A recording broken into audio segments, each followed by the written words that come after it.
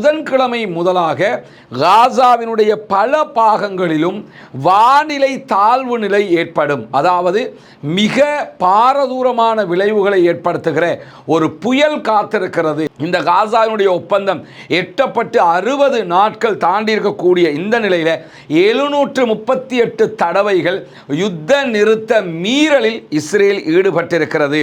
யுத்த நிறுத்தத்தில் இணங்கிக் கொண்ட பிரகாரம் 38% தான் இஸ்ரேல் காசாவுக்கு தேவையானவற்றை உள்ளே வழங்கி இருக்கிறது. 100% கொடுக்க வேண்டியதில் வெறும் 38%க்கு தான் அனுமதி கொடுத்திருக்கிறாங்க. வேறு எதுக்கும் அனுமதி கொடுக்கவில்லை. மொத்தமாக 60 நாட்களுக்குள்ளாக 738 யுத்த மீறல்களை இஸ்ரேல் செய்திருக்கிறது என்கிறது இந்த அறிவிப்பு.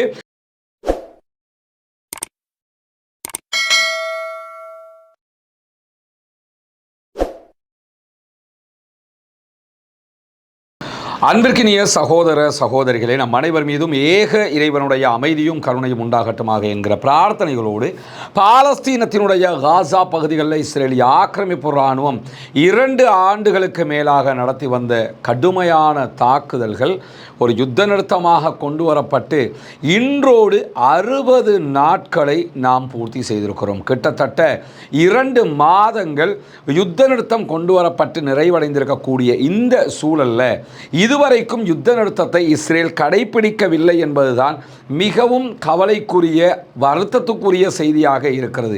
யுத்த நிறுத்தத்தை மீறி இஸ்ரேல் பாலஸ்தீன அப்பாவிகள் மீது தொடர் தாக்குதல்களை நடத்தி வருகிற அதே நேரத்தில் பாலஸ்தீன அப்பாவிகள் உண்பதற்கு உணவில்லாமல், எடுப்பதற்கு மருந்துகள் இல்லாமல், தங்குவதற்கு இடங்கள் இல்லாமல் கூடாரங்களுக்குள் அவதிப்பட்டு கொண்டிருக்கிறார்கள். அன்றாட வாழ்க்கையை தொடர முடியாமல் ஏதாவது ஒரு உதவி கிடைக்காதா என்று அவலப்படுகிற ஒரு நிலையை நம்ம பார்க்க முடியும். இப்படியான சூழல்ல தான் இன்றைக்கு காசாவினுடைய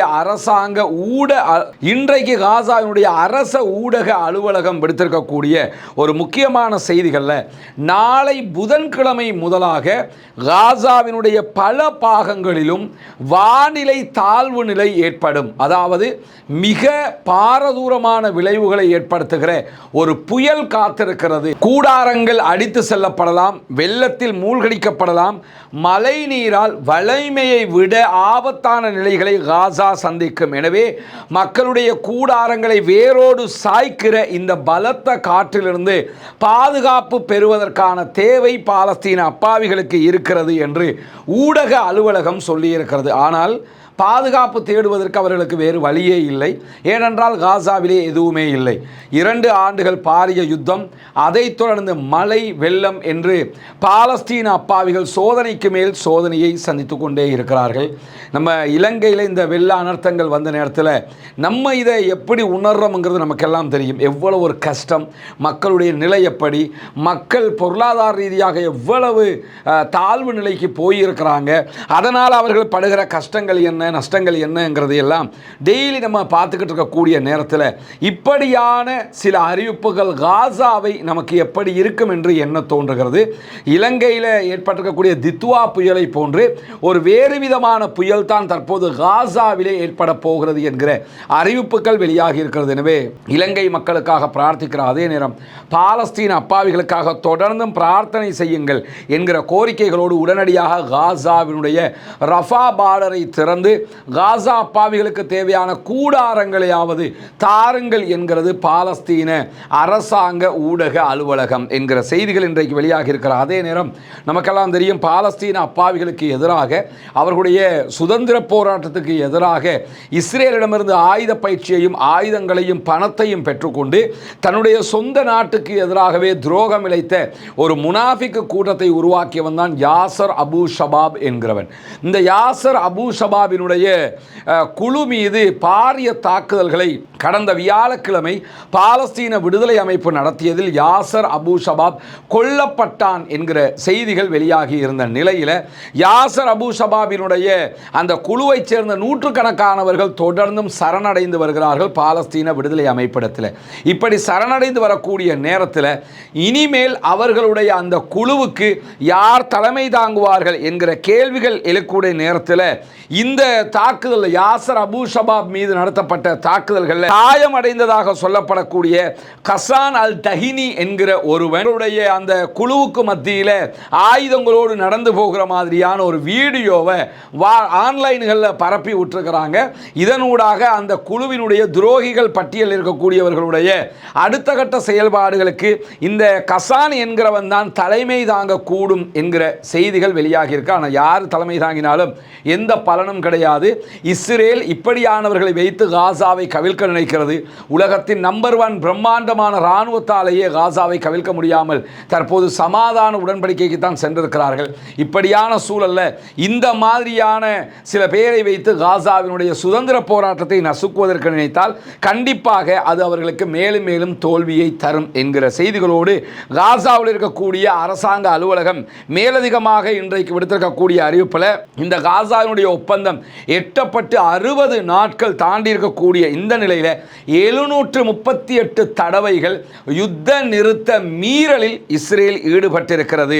யுத்த நிறுத்தத்தில் இணங்கிக் கொண்ட பிரகாரம் 38% தான் இஸ்ரேல் காசாவுக்கு தேவையானவற்றை உள்ளே வழங்கி இருக்கிறது. 100% கொடுக்க வேண்டியதில் வெறும் 38%க்கு தான் அனுமதி கொடுத்திருக்கிறாங்க. வேறு எதுக்கும் அனுமதி கொடுக்கவில்லை. மொத்தமாக 60 நாட்களுக்குள்ளாக 738 யுத்த மீறல்களை இஸ்ரேல் செய்திருக்கிறது என்கிறது இந்த அறிவிப்பு. காசாவில் தற்போது நடக்கக்கூடியது ஒரு அமைதியான பட்டினி யுத்தம் என்கிறது ஐநாவினுடைய அலுவலகம். ஏன்னா காசா மக்களுக்கு உண்பதற்கு உணவுகள் இல்லை, அதை உள்ளே அனுப்புவதற்கு இஸ்ரேல் தயாராகவும் இல்லை. பார்டர்களை இஸ்ரேல் திறக்க மாட்டேங்குது. எனவே காசாவுக்குள்ளே இருக்கக்கூடிய மக்கள் ஒரு பட்டினி சாவை எதிர்கொள்கிறார்கள்.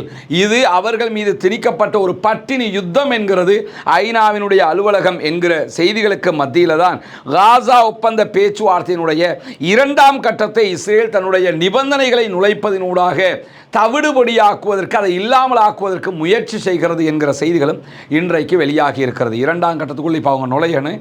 முதல் கட்டம் முடியுது. தற்போது வரைக்கும் எல்லோ பார்டருக்கு பின்னாடி காசாவை 3 கட்டங்களாக பிரித்து எல்லோ பார்டருங்கிற ஒரு பார்டருக்கு பின்னாடி கான் யூனிஸினுடைய பெரும் பகுதிகளோடு இஸ்ரேல் பாலஸ்தீனத்தினுடைய பகுதிகளை கண்ட்ரோல் பண்ணி இஸ்ரேல் பாலஸ்தீனத்தினுடைய பகுதிகளை கண்ட்ரோல் பண்ணிக்கிட்டு இருக்கிறாங்க. இந்த நிலையில் 2ஆம் கட்டம் ஆரம்பித்தால் இஸ்ரேல் இன்னும் சில பகுதிகளை பாலஸ்தீனத்திற்கு கொடுத்துட்டு பின்வாங்க வேண்டி வரும். எனவேதான் அதை சீர்குலைக்கும் விதமாக பின்வாங்காமல் இருப்பதற்கான முயற்சிகளை இஸ்ரேல் செய்கிறது என்கிற செய்திகளும் இன்றைக்கு வெளியாகி இருக்கிற அதே நேரத்தில் இஸ்ரேலுடைய கைதிகள் தொடர்பான ஃபைல்களை எல்லாம் நாங்கள் க்ளோஸ் பண்ணிட்டோம் என்று சொல்லி பாலஸ்தீன விடுதலை அமைப்பினுடைய துணை இராணுவ குழு இன்றைக்கு அறிவித்திருக்கிறது. பாலஸ்தீன விடுதலை இராணுவத்தை சேர்ந்தவர்கள் மாத்திரம் ஒரே ஒரு பாடியை இன்னும் இஸ்ரேலுக்கு ஒப்படைக்க வேண்டி இருக்கிறது. மற்ற எல்லா பாடிகளும் ஒப்படைக்கப்பட்டு விட்டது. எனவே அவர்கள்ட்ட பாலஸ்தீன விடுதலை அமைப்பினுடைய துணை இராணுவ குழுவிடத்தில் இருந்த எல்லா பாடிகளும் ஒப்படைக்கப்பட்டதுனால ஃபைலை க்ளோஸ் பண்ணிட்டோம்ங்கிறாங்க. பாலஸ்தீன விடுதலை அமைப்பு ஃபைலை க்ளோஸ் பண்ணுவதற்கு இன்னும் ஒரே ஒரு பாடி அவங்க கொடுக்க வேண்டியிருக்குது. நார்த்து காசாவில் இருப்பதாக நம்பப்படுகிற அந்த பாடியை தேடுகிற வேலைகளையும் அவங்க ஈடுபட்டிருக்கிறாங்க என்கிற செய்திகளுக்கு மத்தியில் தான் ஃபைனான்சியல் டைம்ஸ் வெளியிட்டிருக்கக்கூடிய ஒரு செய்தியில் காசாவினுடைய அமைதி ஒப்பந்தத்தில் அமைதி கவுன்சிலுக்கு தலைவராக பிரித்தானியாவின் முன்னாள் பிரதமர் டோனி பிளேயர் நியமிக்கப்படுவார் என்கிற செய்திகள் வெளியாகி இருந்தது. டோனி பிளேயரை அந்த குழுவிலிருந்து நீக்கி இருக்கிறது அமெரிக்கா. டோனி பிளேயர் காசா அமைதி கவுன்சிலுடைய தலைவராக செயல்பட மாட்டார். அவருக்கு இருந்த ஒரு ஆசை என்னன்னு கேட்டால், நம்ம பிரித்தானியாவுடைய பிரதமராக இருந்த அதே நேரத்தில் இப்போ அந்த போஸ்ட் நமக்கு கிடையாது. நம்முடைய கடைசி காலகட்டத்தில் காசாவினுடைய ஆளுநராக நம்ம இருந்துடலாம், காசாவை நமக்கு கீழே வச்சு நம்ம ஆட்சி செய்யலாம் என்கிற ஒரு நம்பிக்கையில் அவர் இருந்தார். தற்போது அந்த போஸ்டில் இருந்து அவர் தூக்கப்பட்டிருக்கிறார். அவருக்கு அந்த இடம் கிடைக்காது. இது அரபு நாடுகளுடைய அழுத்தம் காரணமாகத்தான் நடந்திருக்கிறது என்கிற செய்திகளை இன்றைக்கு ஃபைனான்சியல் டைம்ஸ் வெளியிட்டிருக்கிற அதே நேரத்தில் ரமல்லாவுக்கு வெஸ்ட் பேங்கினுடைய வடக்கில் இருக்கக்கூடிய பில்சிட் பல்கலைக்கழகத்துக்கு இன்றைக்கு இஸ்ரேலிய ஆக்கிரமிப்பு இராணுவம் நுழைந்திருக்கிறது. அங்கு நுழைந்து தாக்குதல்களை நடத்தியிருக்கிறது. மாணவர்களையும் லெக்சரர்ஸையும் நிறைய பேரை கைது பண்ணியிருக்கக்கூடிய அதே நேரத்தில் இன்றைக்கு அதிகாலை முதல் அவர்கள் இந்த அநியாயத்தை செய்து வருகிறார்கள் என்கிறது பாலஸ்தீனத்தினுடைய வஃபா நியூஸ் ஏஜென்சி. இன்றைக்கு வெளியாக இருக்கக்கூடிய காசா பற்றிய மிக முக்கியமான செய்திகளைத்தான் நாம் உங்களுக்கு தந்திருக்கிறோம். தொடர்ந்தும் இலங்கையினுடைய வெள்ளம் பாதிக்கப்பட்டிருக்கக்கூடிய மக்களுக்கு நிவாரணங்கள் வழங்குவது, அவர்களுக்கான அடுத்த கட்ட ஏற்பாடுகளை பண்ணுவது, உதவிகளை வழங்குவது போன்ற காரியங்களில் நம்ம ஈடுபட்டு வர்ற காரணத்தினால இந்த செய்திகளை முடிந்த வரைக்கும் நம்ம அதையும் விட்டுறக்கூடாது கொண்டு வந்து தந்துக்கிட்டு இருக்கிறோம். இலங்கை மக்களுக்காகவும் தொடர்ந்து பிரார்த்தனை செய்க. பிரார்த்திங்கள். பாலஸ்தீனம் வெற்றி பெற வேண்டும், பாலஸ்தீனம் சுதந்திரம் அடைய வேண்டும், பாலஸ்தீன மக்களும் நம்மை போன்ற நிம்மதியானவர்களாக மாற வேண்டும், வாழ வேண்டும் என்கிற உயரிய பிரார்த்தனைகளோடு பாலஸ்தீன அப்பாவிகளுக்காக தொடர்ந்தும் ஜனநாயக ரீதியாக குரல் போமாக வாகிறது. அல்ஹம்துலில்லாஹி ரப்பில் ஆலமீன். ஓல் சிலோன் ஜனாசா எமர்ஜென்சி சர்வீசஸ் அந்த இயக்கத்தை சேர்ந்த சகோதரர்களோடு தான் நிற்கிறோம். இங்கே அந்த டிஷர்ட் போட்டிருக்கிற மக்களெல்லாம் நீங்கள் பார்க்குறீங்க.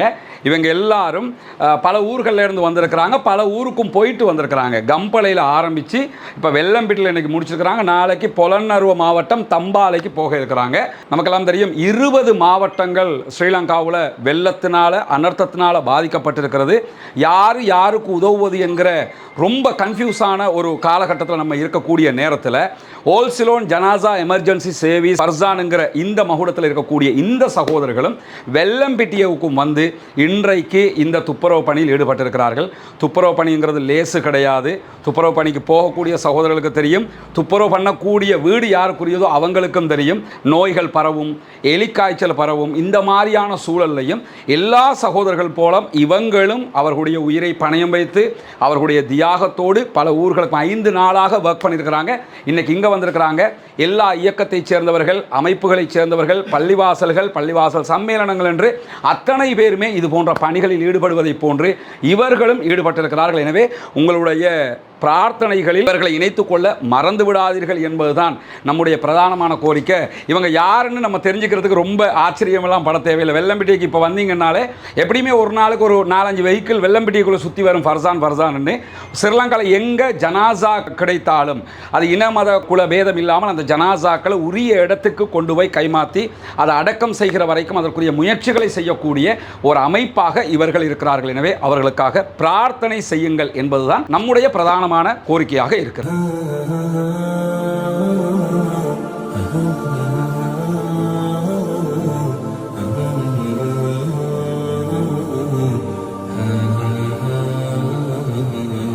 தொடர்ந்து நம்ம உலருணவு பொருட்கள் கொடுக்கறது, அதே மாதிரி வெள்ளத்தில் பாதிக்கப்பட்ட மக்களை எப்படியாவது திரும்ப ரிகவர் பண்ணுறதுக்குரிய ஏற்பாடுகளை பண்ணி கொண்டிருக்கோம். அந்த அடிப்படையில் தற்போது வெள்ளம்பிட்டிய பகுதிகளில் சுத்தம் செய்கிற பணிகளும் இளைஞர்கள் ஃபுல்லாக ஈடுபட்டிருக்கிறாங்க.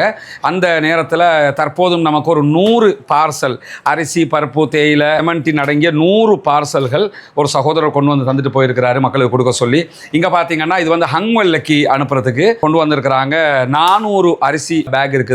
இதற்கு இன்னும் பால்மா தேவை, செமெண்டின் தேவை. அந்த பேக்கம் ரெடி ஆயிடுச்சுன்னு சொல்லி சொன்னால் அதை நம்ம கொண்டு போய் கொடுத்துருவோம். அல்ஹம்துலில்லாஹ். இது மாதிரி நீங்கள் பொருட்களாக தர விரும்புகிற சகோதரர்கள் கொழும்பு மாளிகாவத்தை போலீஸுக்கு பின்னாடி NHS ஃப்ளட்ஸில் இருக்கக்கூடிய 4வது லேன் ஹிஜ்ரா மாவட்டத்தில் முன்னாடிய ஃப்ரண்ட்லேயே முதலாவது இருக்கும் ரைஸ் அப் அகாடமின்னு சொல்லி இந்த அகாடமிக்கு கொண்டு வந்து 24 மணித்தியாலமும் உங்களால் முடிந்த பொருட்களை தர முடியும். ஒரே ஒரு அரிசி பேக் தான் உங்களுக்கு தரையிலும்னாலும் பரவாயில்லை, கொண்டு வந்து தாங்க. ஒரு குழந்தைக்கான ஒரே ஒரு ட்ரெஸ்ஸு தான் உங்களுக்கு தரையிலும்னா கொண்டு வந்து தாங்க. 100 ரூபா தரையிலும்னாலும் கொண்டு வந்து தாங்க. பணமாக தர விரும்புகிறவர்கள் முன்னால் இருக்கக்கூடிய நம்முடைய அக்கௌண்ட்டுக்கு உங்களால் முடிந்த உதவிகளை வாரி வழங்குங்கள். அந்த அக்கௌண்ட்டுக்கு பணம் போட முடியாது என்ற சில நாடுகளில் பிரச்சனையாகும். இந்த மாதிரி நாடுகளில் வசிக்கக்கூடியவர்கள் முன்னால் தெரிகிற வாட்ஸ்அப் மற்றும் தொலைபேசி இலக்கத்திற்கு தொடர்பு கொண்டு உங்களால் முடிந்த உதவிகளை வாரி வழங்குவதோடு பெண்களுக்கான ட்ரெஸ்ஸு அதையும் தாராளமாக கொண்டு வந்து தாங்க. இங்கே நீங்கள் வந்து பார்க்கலாம், பெண்களுக்கான ஆடைகளும் நிறைய மக்கள் கொண்டு தந்திருக்கிறாங்க. அவற்றையும் கொடுக்கக்கூடிய ஏற்பாடுகளை நம்ம பண்ணி கொண்டு இருக்கிறோம்.